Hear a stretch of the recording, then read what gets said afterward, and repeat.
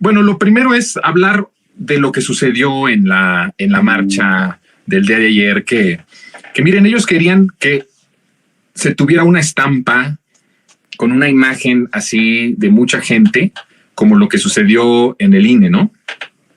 Que ahí es cuando nosotros decimos que la clase media, lo sostengo, o sea, yo sostengo esta hipótesis, que la clase media, pese a que tiene mucho más acceso a educación, que tiene mucho más acceso a tecnologías y tiene mucho más acceso a las redes sociales, son las más fáciles de manipular.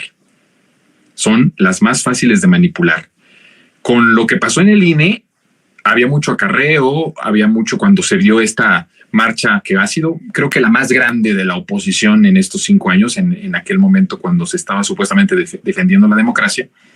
Sí había muchos acarreados, había muchas personas a las que obligaron a asistir a esta marcha, pero había otro tanto de personas que abiertamente habían sido manipuladas, que les preguntaban por qué estaban ahí y les decían justo lo que López Obrador quería para transformar al INE y ellos estaban de acuerdo.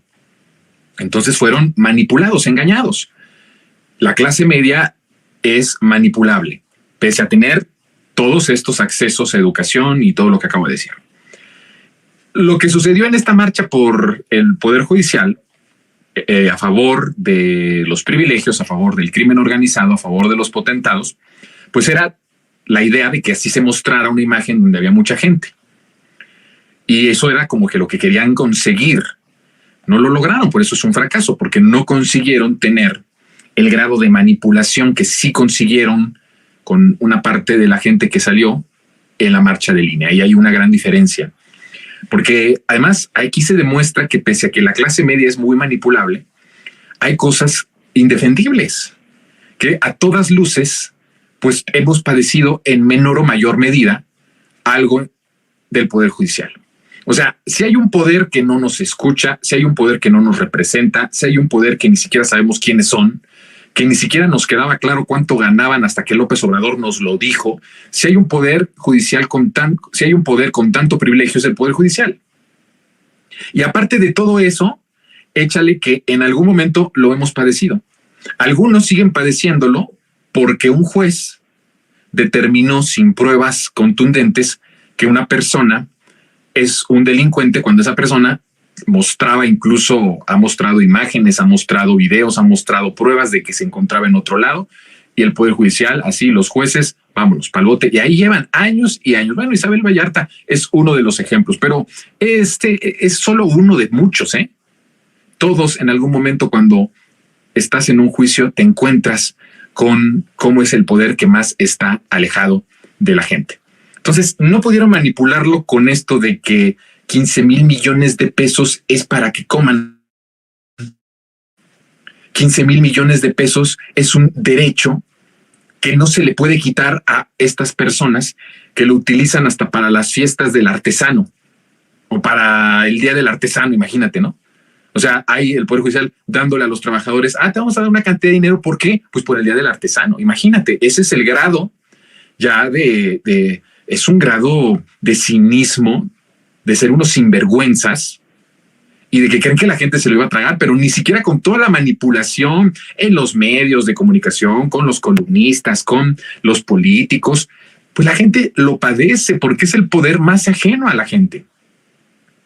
Es el poder que nunca le ha interesado estar cercano a la gente porque además hay una especie de este clasismo en donde ellos son intocables, son todos poderosos y que pues van por la vida decidiendo a veces de manera individual, sí, de manera unilateral, asuntos tan graves como el hecho de que un juez, por ejemplo, se le ocurre, sin las pruebas, sin el mecanismo de Estambul, sin poder pedir al Derechos Humanos que le informara cómo estaba ese proceso de estas personas, que son como 50, que estaban detenidos, encarcelados por el caso Ayotzinapa, y que así una firma y salieron todos en 2 juzgados.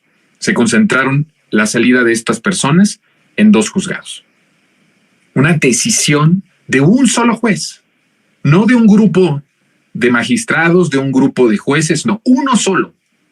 Así, decidió liberar a 50 personas que estaban involucradas en el caso Ayotzinapa, en la desaparición de los 43.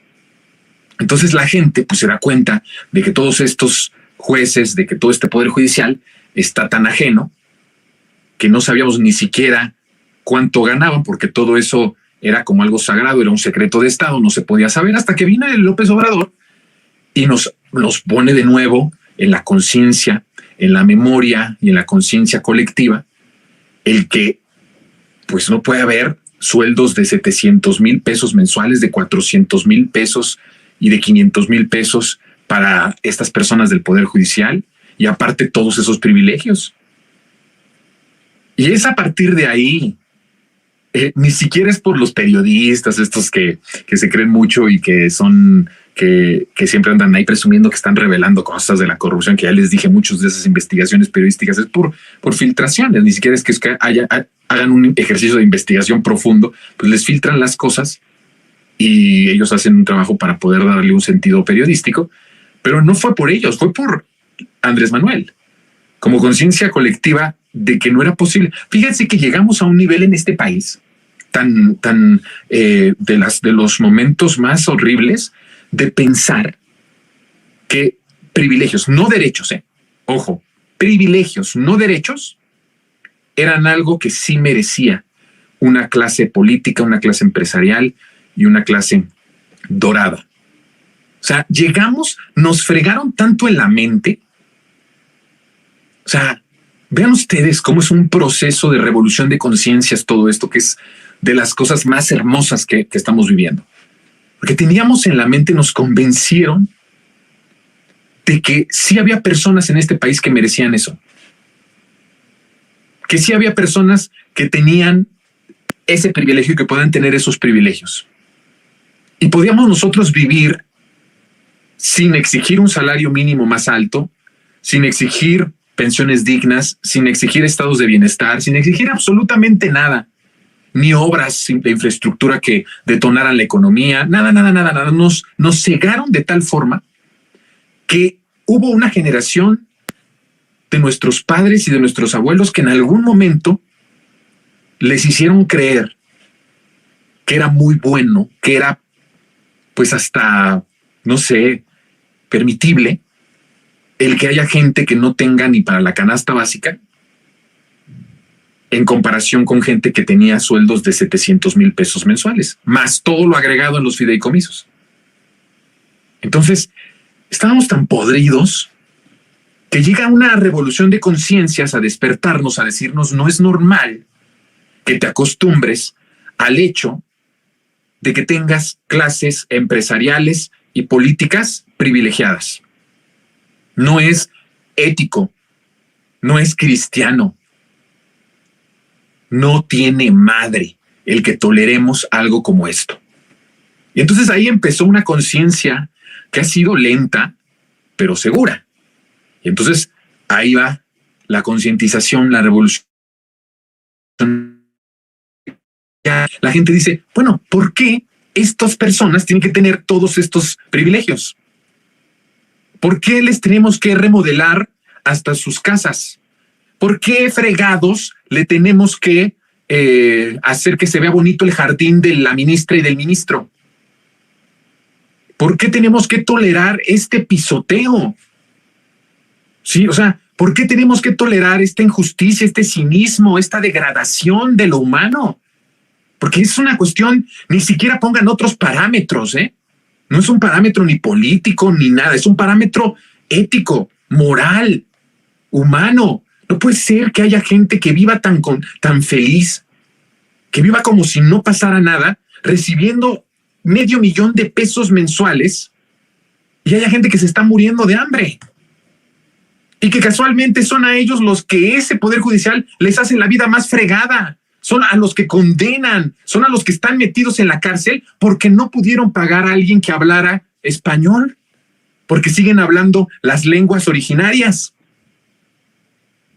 Y entonces, si eso no nos mueve a que veamos esto en un trasfondo mucho más profundo que solo el hecho de que estamos enfrentados contra el Poder Judicial o estamos enfrentados política e ideológicamente con estos siniestros, pues entonces no podemos seguir en el cambio.